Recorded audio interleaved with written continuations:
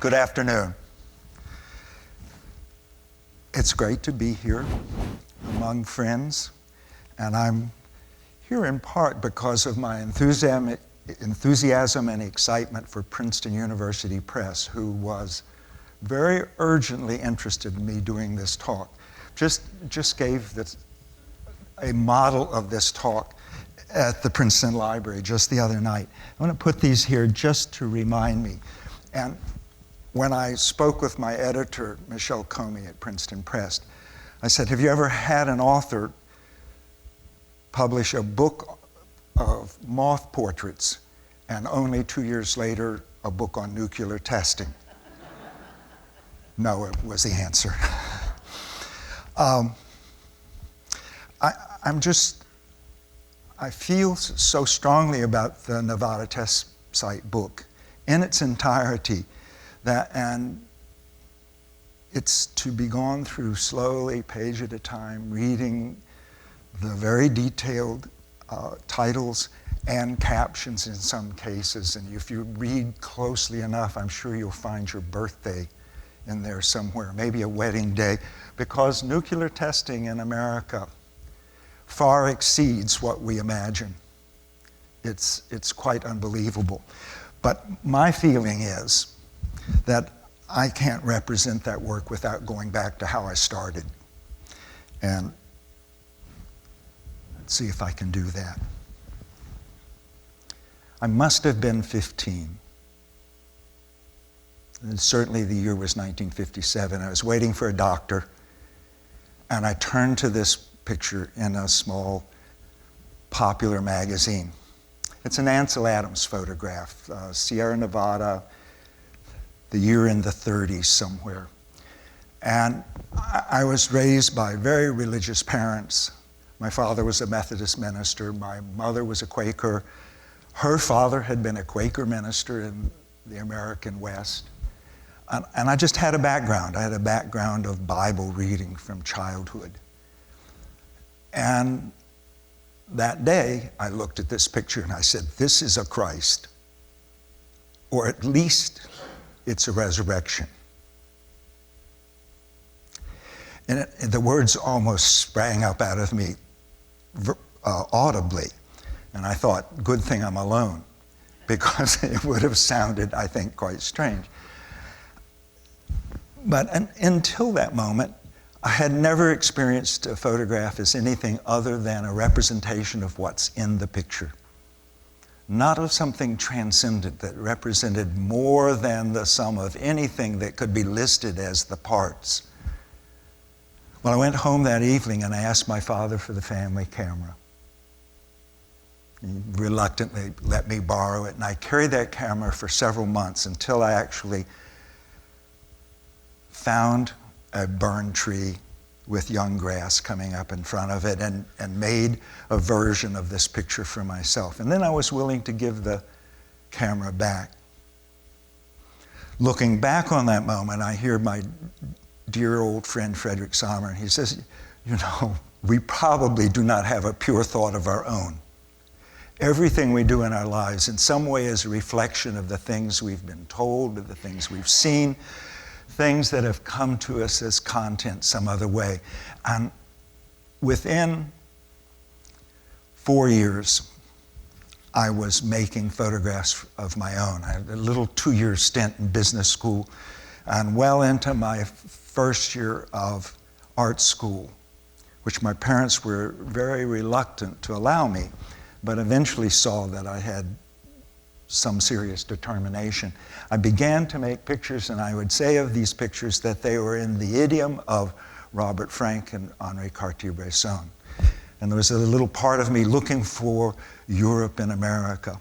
And Frank was such a refreshing model because it was American America. And I'd had a strange experience with Robert Frank, very indirectly. Someone had given me a copy of The Family of Man. I had never seen it before. And just in a few minutes, I was expected to make a quick look through that, I'll call it a magazine. It's almost like a magazine in format. And in one of the early pages, I found one particular thing that I was really wild about. and 40 pages later found another picture with exactly that feeling. And when I compared, the name under both was Robert Frank.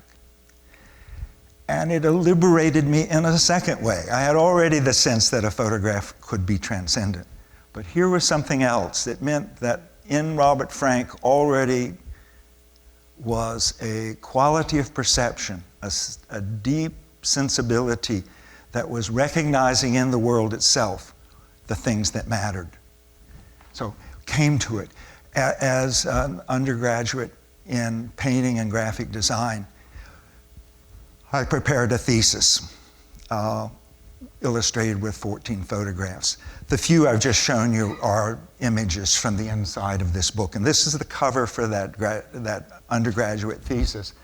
I smile every time I see it because I can look back and I know where the influence or the impetus for the graph paper came from. But the day I picked up that graph paper and did the drawing, I didn't know where it was coming from. It was coming to me out of the richness of chance. Here's a sheet of graph paper, let's use it. And I show myself a camera in each hand and able to fly. I didn't know how that would figure later in my life. I was immediately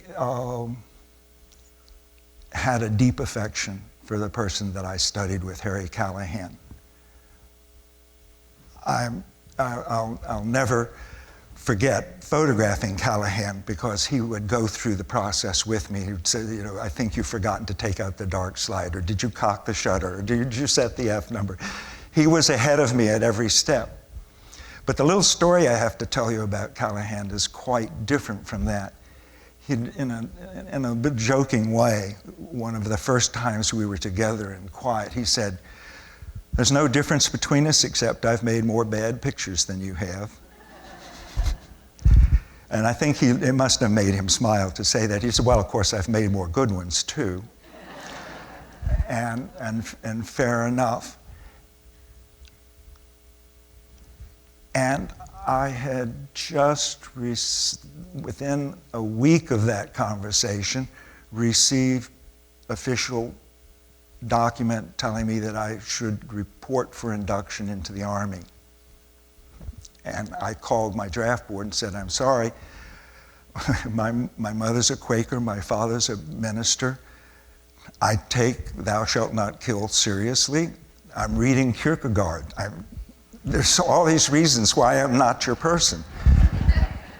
And so I said, "But Harry, I've got to go deal with this." So I'm driving to Virginia to talk to the draft board. And he said, "Well, get a camera out of the stock room and take it with you." I got a lens and a camera and a tripod. And then I said, "Well, Harry, I don't have film holders and I don't have film. Stop by the house on your way home and I'll give you some film holders." I stopped. He handed the film holders through the door. He said, "I don't know if they're loaded or not, but if they are loaded, it might be +X." I mean, you see how risky that is. What a deep chance. But I'm going home to sort of take care of my life, the rest of my life, so that I can finish up being a graduate student. Well, I had a conversation with the draft board, and later that afternoon, fortunately, it was all women at the draft board, and I've always had an affinity for that group of women sitting in that office. I had said, I won't carry a gun, but I would serve as a medic. This lady looked at me like I was just hopeless. She said, "Honey, you wouldn't last 5 minutes." That evening, I photographed a cousin that I'd never met before in Edith's large extended family. This little niece watched very intently. In fact, I could see just how intent she was as to what was going on. She crawled up in my lap that night. And that way children will do. She sort of enveloped me backwards. And she said, "You sure did take a lot of pictures this afternoon. And I'm going to think of some really good things. And you're going to take pictures of me all day tomorrow." And I thought, oh, you know, children like and say things like that, and you just let it go. But sure enough, first thing in the morning, she drug out her box full of dolls and she said, "This is our first project." Well, Callahan had given me 4 film holders. It's a sheet on each side, so I had 8 sheets of film. I can tell you, looking back, this is number 8. So testing the possibilities, her presenting herself, ranging the dolls, how are we going to do this? What's the problem? How do we solve it? Everything about her gesture is her own invention. Well, there was film in the holder, obviously. And when I showed the picture to Callahan a week or so later, and I've changed off of that and I'm still talking about it, but he looked at it soberly for a moment. He says, "Well, it looks like you've made your first picture." And I took it to mean this picture came not out of the model, not out of the repetition. It's not another burned tree stump with grass growing in front of it. This comes out of the intimacy of life itself. So did this. These children had saved the turkeys' lives and were waiting for the photographer to arrive before they would allow the turkeys to be touched. They had been holding the turkeys, but they struggled and broke loose, and one had gotten a feather in the eye. And that's why they're looking at each other this way, in a kind of protective vigilance. I felt that they had called out to me, "Take the turkeys, put them on the ground." I took them, put them down. But as I left the boys, I turned back to the camera, which I knew was all ready to go, reached out and took the picture without ever turning back. Now that day I maybe made 14 or 15 negatives, but the one that really matters is the one that I didn't see when I took it. All of which reminds me of the importance of this idea. Only chance is fair. And the unknown is probably more friendly than we think it is. The gentleman on the right is Frederic, and that's who said those 2 lines. That's where I learned them. And it's Ansel Adams on his left. And Ansel Adams was the author of the tree and grass picture. So I have great debts to these 2 photographer gentlemen. Sommer in particular is a philosopher as well. I feel a great affinity for.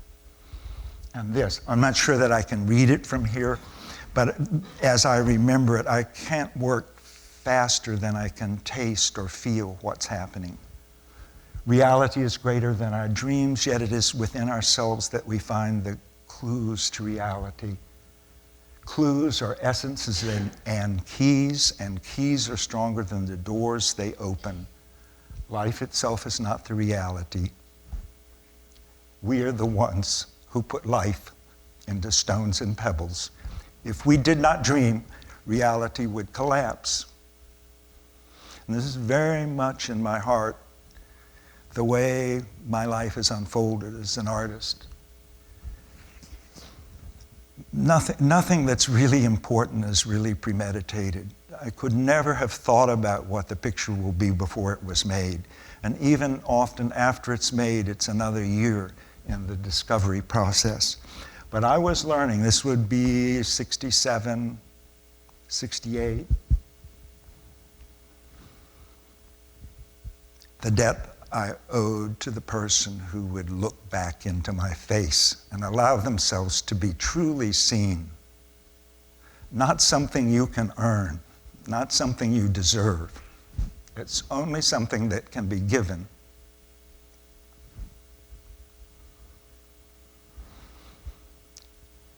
But already I knew I was going in a new direction. I felt deeply the Vietnam War. I knew people who were there. I knew that I would probably meet some of those people in the future. And the sense of, and yes, and during the war, what did you do? And it matters to me deeply that I had a sense of being able to trust myself at that moment. And I think for young people, trusting yourself at that, within your youth, when you still know so little, is so crucial. At that time, if you had said, well, what are your great models? What do you really believe in? Well, I believed in all the great artists. I believed in the practice of art.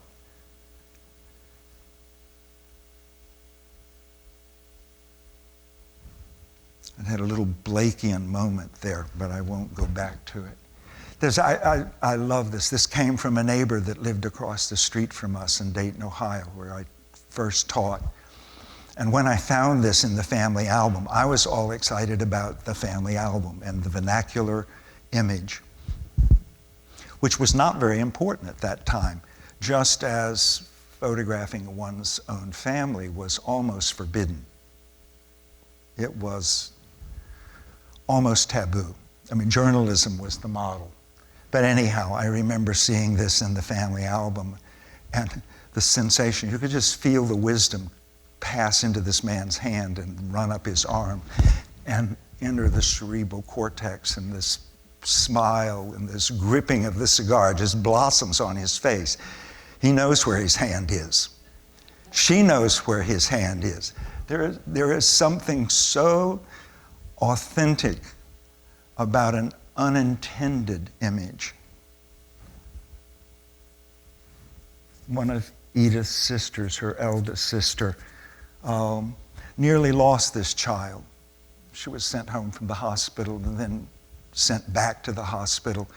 And the child was already oxygen deprived when it was taken by cesarean. But a hospital steward came forward with the camera almost as evidentiary proof that the wife had survived and the child was okay. It's one of those things. I copied the little Polaroid the first time it was shown to me. It was one of those things I wished I could have made that myself. That was perfection to me. And I'm continuing along that line, four images here. This is a Louis Hine. And in the late 60s, I had a couple nice shows at George Eastman House. And the staff there was holding the archive of Louis Hine, or at least most of it, much of it. And they had the glass plate negatives, and they said, anything you want, we'll just print it. Well, it was a different day. The photography was a little bit looser then. And this was the image I chose out of hundreds. And I almost gave no thought. Why did I choose that one? A couple years ago, I was preparing a similar talk for the Morgan Library and Museum in New York, where we'd done a nice show called Hidden Likeness. And the hidden likeness in this case was, oh, yes, I have a sister just like that. I didn't grow up with her. I knew about her only when I was 15 or 16. My father took me to meet her in a state institution. I showed this too on that occasion, and it's deeply connected, and I'd forgotten that connection just as well. It's the first costume party my young wife and I attended. I sewed a little outfit like this for her with painted breasts, the Minoan snake goddess. Oh, and of course, that's just another manifestation of that gesture, the snake goddess, hands on hip, Christmas morning, 1971. By then, I knew that pictures were coming to me out of our lives directly. It was no longer a project or a program or something left over from influence. This is the perfect proof. I'd loaded 9 film holders the night before Renee Boer was buried. The next morning, I reached over into my case and I picked up one film holder, put the one side of that film holder, 2 sides, into the camera, took this one picture and put the camera away. At which moment, the sense of my own stupidity became clear to me, and unput the camera away, put it back on the tripod, and took several more pictures. Had I stopped at that moment, this is what I would have had. An image, the sheet of film had already been used once in England, and the photograph of the face of one of the Sarin stones at Avebury. And at that moment, I certainly had no idea that I had just produced a double exposure. What I had a kind of awareness of was, don't live this minute based on what someone else would like you to do. There was an aunt who had an argument about taking pictures of the dead. And I had said, I'm going to do it, I have to do it, and that's it. But that morning, I realized I had put the camera away on her behalf, not on my own. In a way, this is just continuity, as within the year she died, 2 more people, of the eldest people in our family, passed away. And it was the 2 elder men, leaving me just about the oldest male in an extended family of women. And this is where they lived. And I began to see, oh yes, I'll need to back away. The people will just disappear. Life will change us. It won't be the same life. And as we back away, we respond and see. And I began to feel very strongly about the landscape as articulating of people's care for the land, a kind of ministry to structure and sculpture the land into something like a work of art. 1980, you remember May 18th, Vancouver, Vancouver. This is it.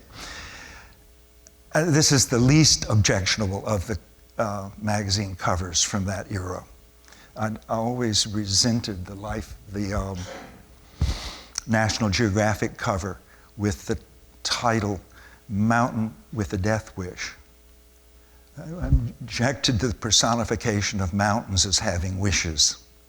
It just was way over the top for anything that seemed sensible to me.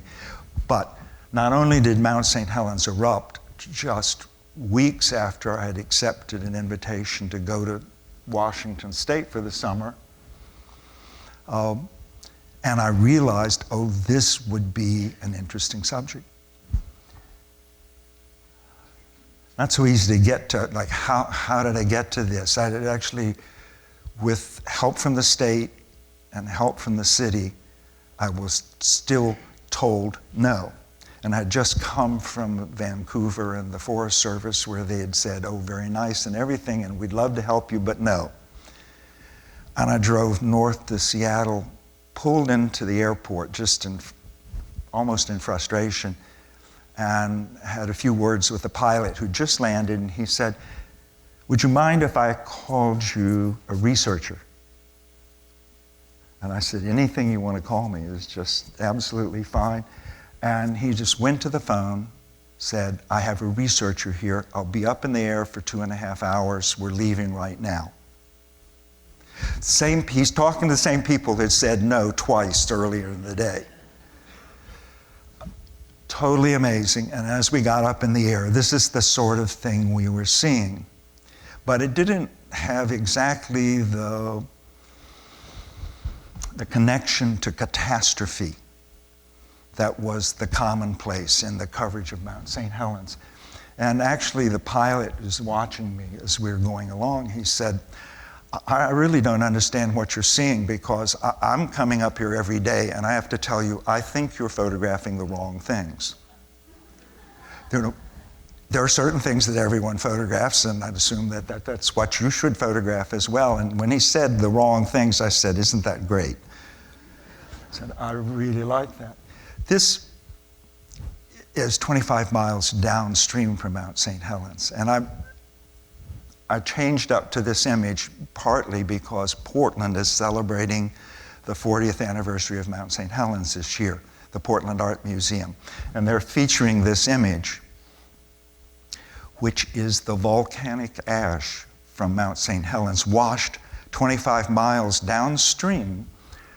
And your upper left-hand corner is the Columbia River, and the ash from the Cowlitz is entering the Columbia. You can see the two colors of the river, one carrying the ash. And a hydrologist that I just met at Princeton this Monday of this week was saying what a terrific image it was from a geological point of view, because it's always the water that does the real killing in volcanic geological events. Now, this is nifty because, let me see my pointer. There's that little shape of volcanic ash in the river the next morning. In less than 12 hours, most of it's washed away. It's there, and then it's gone. And this is very much the tempo of what the photograph offers us. That's something that you may only see for a moment and will be different tomorrow. This, I saw this the next evening. This was midday. Midday, glaciers covered with ash were melting around the edges, giving this beautiful black outline around rebuilding glaciers. Only chance is fair. Twilight comes, the glacier refreezes solid, everything's monotone gray. It comes and it goes every day, almost like a plant opening its blossom or opening its leaf to the sun or tracking the sun. A kind of sentient awareness. And this has all its connection is to Mount St. Helens, because Mount St. Helens is something that I returned to for 6 years. I felt at the end of 6 years that I was probably coming to the end, but as I arrived that 6th year, probably my 12th trip, a big storm had moved in off the Pacific and the mountain was completely closed off. So there was really no photographing for 5-6 days. And I'm sleeping at the foot of the mountain in the back of a car and thinking about what am I going to do next. And a colleague at Princeton had wanted me to photograph the Hanford Nuclear Reservation, and I had turned it down. I said, I think it will make me too sad. But with nothing else to do, I thought, what have I got to lose? Just go have a look. And we were able to fly over the reservation where all the plutonium triggers for America's nuclear bombs were made up until Rocky Flats was constructed near Denver. And I remember the day so well because it was dark. While it wasn't raining, it was the deepness of a leaden sky. And as we're looking at, and I made a couple of pictures of the city, I was shocked that I could get permission to go up over the Hanford site. Leaving Portland to return home, something else strange happened. I thought that I saw a missile silo under construction. It looked like cars had come up on a spot which looked like a deep well shaft in the middle of the eastern Oregon desert. And I had never given any thought to America's missile program or anything of the kind. But that galvanized me. I got back to the university. I went to the library. I looked in the index for America's U.S. missile system. Sure enough, there are maps, diagrams, books, everything in the card index, went to the shelves, it was all gone. That just made me more curious. And I started going that next year to North Dakota. Now, I went past that faster than I wanted to go. 1974 was literally, I'm going back in time a bit. One of the second class of women at Princeton, and one of my students would later marry King Hussein of Jordan. When I was working at Mount St Helens, I got a phone call. This is the Queen's office. Would you like to come to Jordan? More or less something like that. That would be nice. and I thought, I don't even need to take a camera, is what I was thinking. And she said, oh, no, it's going to be interesting for you. You should bring a camera. Only when I'd come home did I realize that I remembered this image.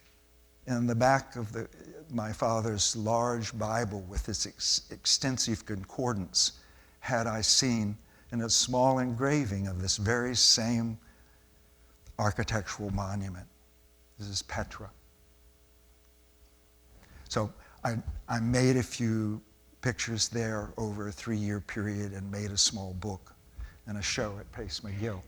This, which is in Turkey, but it's very much related because while not a BC event, this is first century monastic cells in the Turkish desert,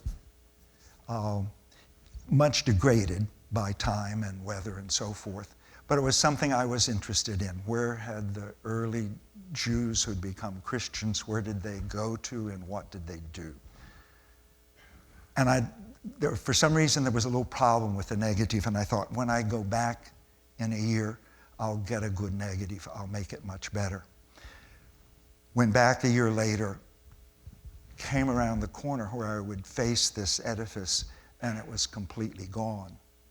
And I had to really struggle in my bearings to make sure that what I was seeing was true. But sure enough, on the ground was the remains of this rock. Again, reminding me not to put anything off. And in a way, to treasure what you do have.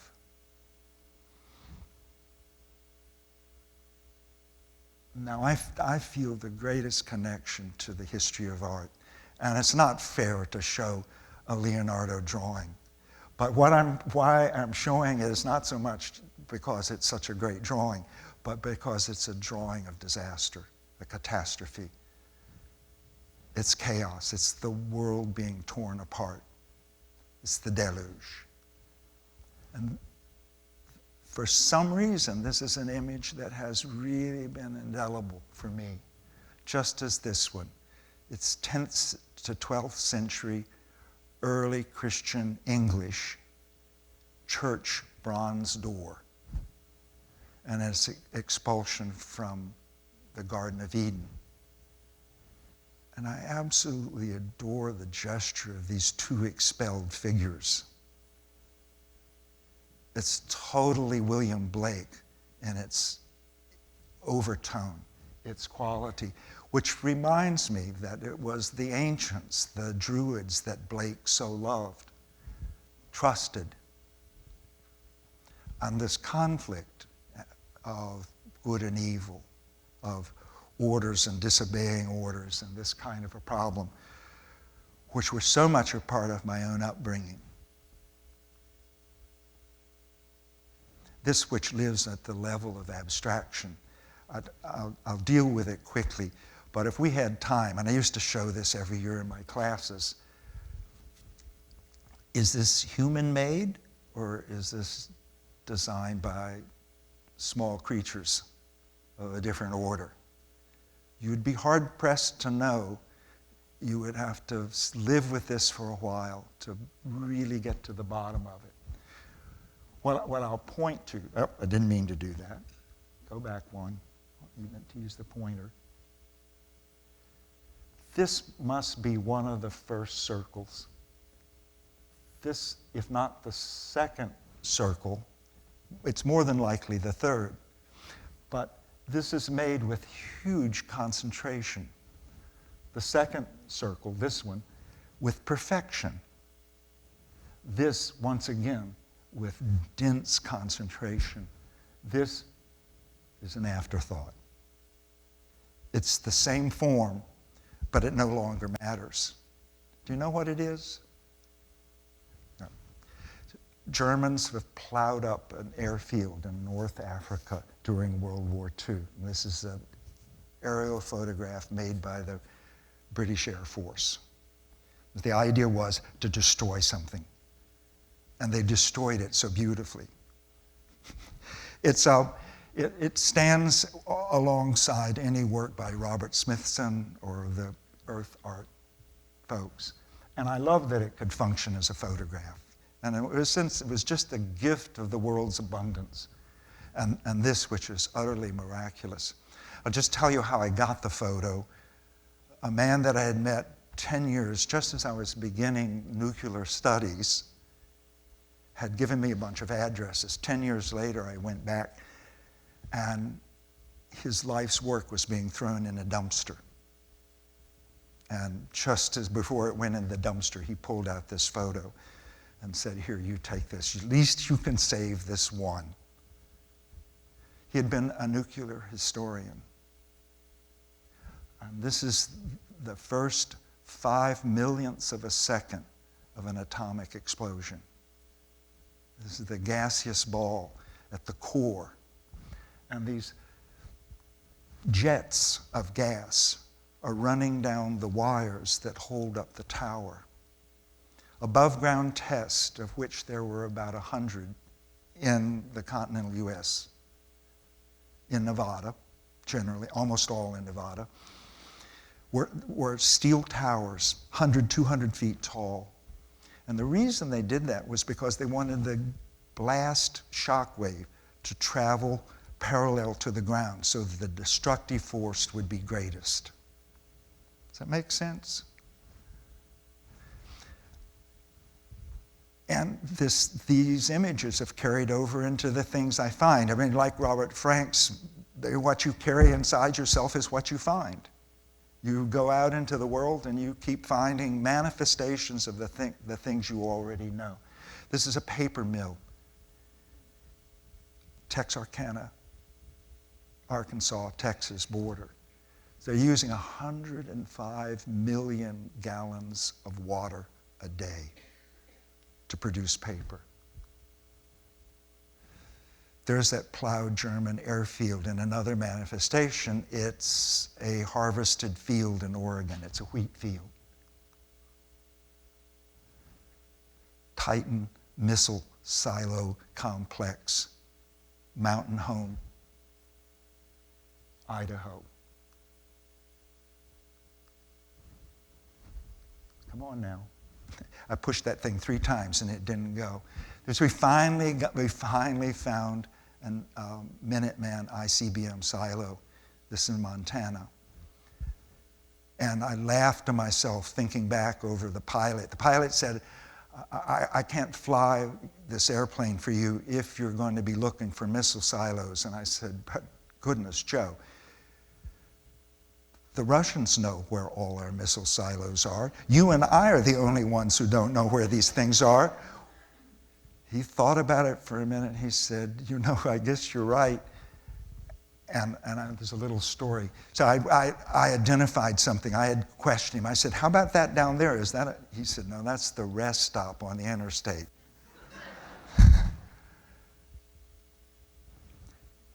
Agricultural use of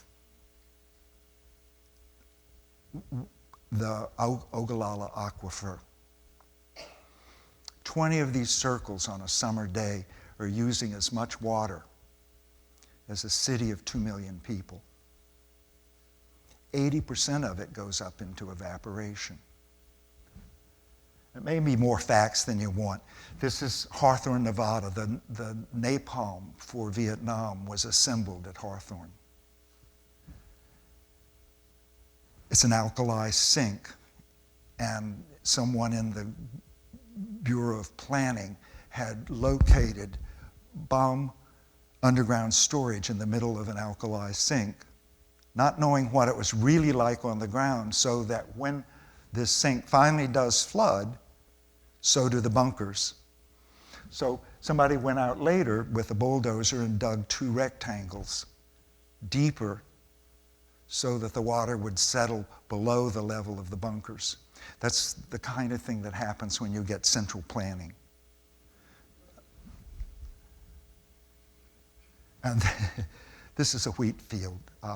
There's a really sweet story, and if we have time at the very end, I'll come back to the story, but it's a wheat field over bedrock of limestone. And where the limestone is broken, sub-level below the soil, the roots go a little deeper and the wheat grows a little taller. And when the light is coming in at a really sharp angle at the last minute of the day, you can see not just what the wheat looks like, but what the strata looks like beneath the soil, because it's printed itself in the growth of that wheat. So archaeologists can find medieval villages and so forth by looking at a wheat field or a corn field and studying the height to which things grow. And this is the purported subject of the afternoon, the Nevada test site. This is the first time in 1996 and 97 I was able to make 5 flights.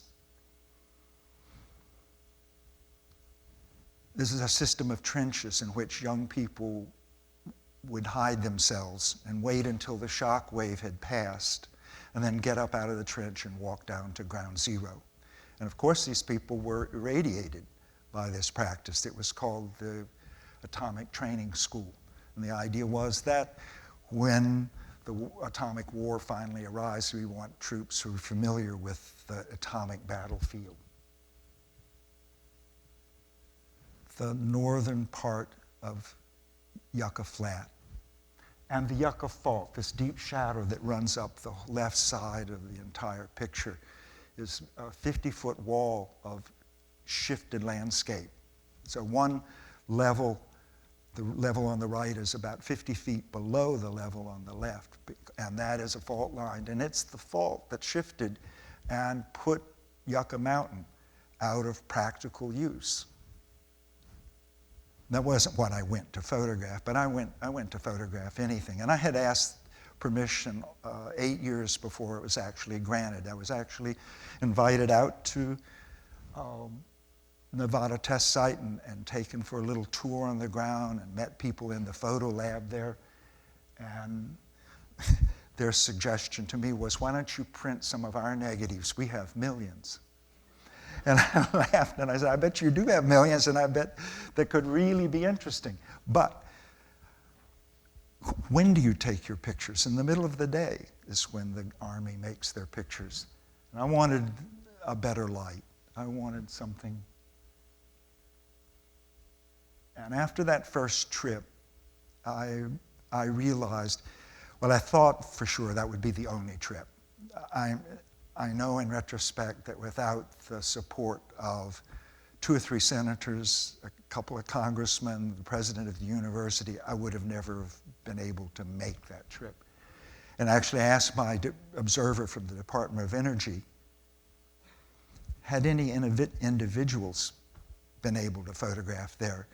And he gave me this very wanting look, like, individual.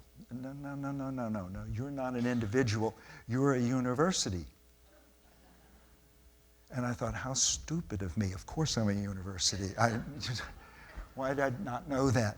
The bend of the road. Now I keep pushing the wrong button. I wanted the laser. This little bend, that spot, this spot, are almost surely ground zero for the very earliest 1952 above ground test. And almost all conducted on steel towers at altitude, say of at least a few hundred feet. And these dark rectangles that you see are where the landscape was actually silica and vitrified, turned into glass by the heat of the blast, and was thus radioactive and had to be cleared and buried. And it's perverse of me to want to show this way, but I'm showing it with the spirit of, this is the way I experienced it, you can experience it with me. We had waited on the ground for an hour for the sun to come near the horizon and then took off, because we had such a short time, just enough fuel for maybe 50 minutes in the air over the test site, then the flight back into Las Vegas. And I asked the pilot, once we'd come along and I'd made a series of photos, and I got to this point and I felt like that's it. Now I want to see what the other side looks like.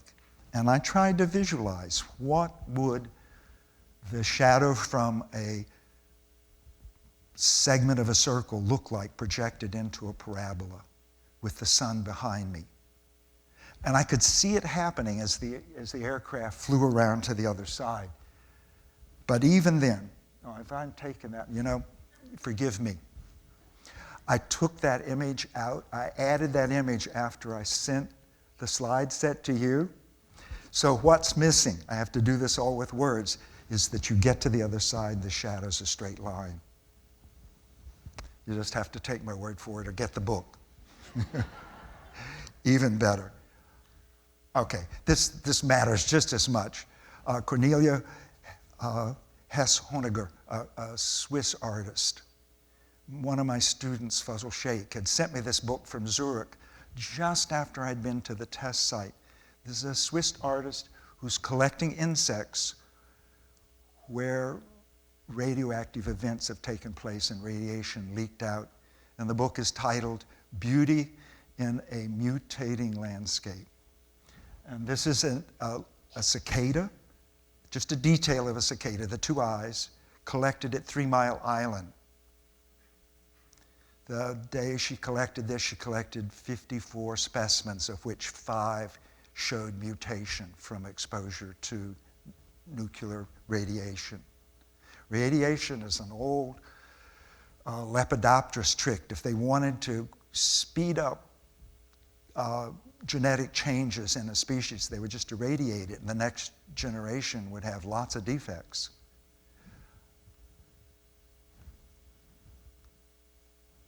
Oh, that was enough of that.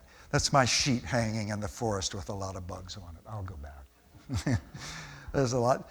It is, for me in my heart, every time I see this thing, this is a sacred place. This is one of the most pristine forests left in the world. It's on the border between Colombia and Panama. And it's at a mountaintop, and it is out there. It's no humans go there often, except in search of gold. And that's what originally took them there. And this is the remnant from 1906 when the mine shut down. This is the boiler room. And in 1906, more or less, this is what that camp looked like. There were probably between 400 and 4,000 people living there at different times, mining gold. It mattered to me and it mattered to my biologist friends because it was one of those places where you could see everything. And I can see my time is coming close. So for 20 years, I sought to learn something about the tropics. In a way, I was running away from what I'd learned about the nuclear reality. These are images from the show at the Morgan Library. And they very much have to do with the theme that I've been peppering, is that how important chance is and how things. We picked these two images going together. They don't exactly go together. In fact, the only thing about it that we knew was that that Hercules was being seen from below. And then the research was done, and it turned out that Hercules was so enraged by Zeus's wife that he was induced to kill his own wife and child. As Joel Smith said, a man with too much power for his own good. And we paired it with the test site. This I'll just skip through quickly. In many ways, I still feel it's the most important work I'll ever do. These are, over time, the portraits of my wife, Edith. We were offered a book in 1971 of the portraits of Edith. There were already 50, 75 pretty good portraits. And my response, this was Aperture, and I said, we're still too young. We're not old enough. We haven't lived long enough. I still think these are the poetic core of my life. the little drawing I was sent by the Department of Energy, where I could go and where I couldn't go, restricted to 500 feet. A map from a book about nuclear testing in which someone is trying to approximate the path of the radioactive cloud as it traveled east across the United States. One of the tests that I know a lot of detail about, the cloud actually, one went through the Midwest and the other cloud, it split up. Half of it went through Canada. The clouds re-met at Virginia Beach, Virginia, as it exited the coast. There's some amazing stories about nuclear testing and radioactive clouds. But this is the desert of Nevada. The very distinct circle in the middle is an underground test of about 20 kilotons. When I joked earlier that if you go through the book with care, you can find your birthday. Certainly if you go through the detailed information of the Department of Energy, there's so many years with so many days. You can find a significant date in there when something nuclear was tested. This is also the scene of an airdrop. There's a bigger circle on the right lower corner, was a kind of target for an airdrop that approximately exploded 2,000 feet in the atmosphere above that bigger circle. Another view of that same system of trenches. And when we first saw that, I made my photographs, and it was one of the ones that I returned to the Department of Energy, hopeful that I could get good identifications of important features. And this was one they said, no one is still alive who remembers when those trenches were done. Most trenches were filled in. That seems it could have been for some other purpose. The next time we were in the helicopter, I asked to go low over the site, and the same observer said, oh yeah, that's what they are. Those are human placements. And the young men would get up and walk down to ground zero. An overview of Frenchman Flat, an alkali sink or flat.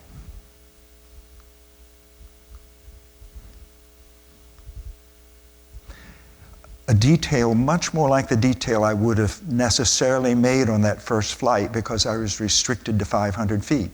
So not up like that other picture. That's probably up in the air of 3,000 feet and still with a wide-angle lens. After the first flight, and I sent a dozen pictures back for identification, I'd call the office wondering, are we going to get results? And the lady on the phone, you could kind of hear it. She shielded the phone as she's talking. She says, the office and the ladies in the office here really like these pictures.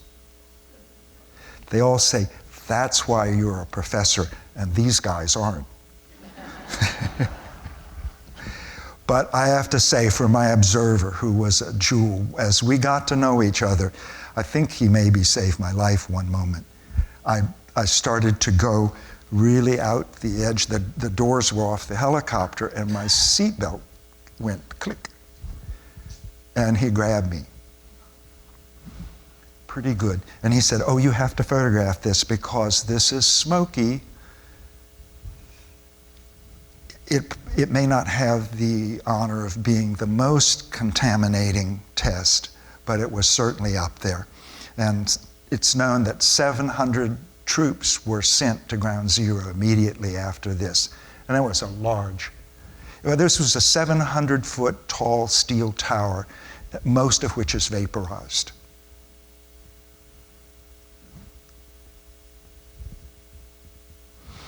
The last test was in 1992, as in anticipation of the SALT agreements. The U.S. suspended testing. They needn't have suspended testing so early, but as a show of goodwill, they suspended testing early. This was to have been a jointly performed test between the UK and the US. It was called Icecap. And in '96, the tower was still in place, the tower which drills the shaft into the ground for the blast to be placed 2,000 or 3,000 feet down inside the Earth. And these craters, these great scallop bowl craters, are simply the result of the Earth having been vaporized at a deep level. A huge sphere of Earth just simply vanishing. And a vibration that shakes loose the surface so that it slumps eventually back into the void left by the explosion. Now, these had the advantage of not polluting as nearly as much, but even those vented sometime. The center of Yucca Flat.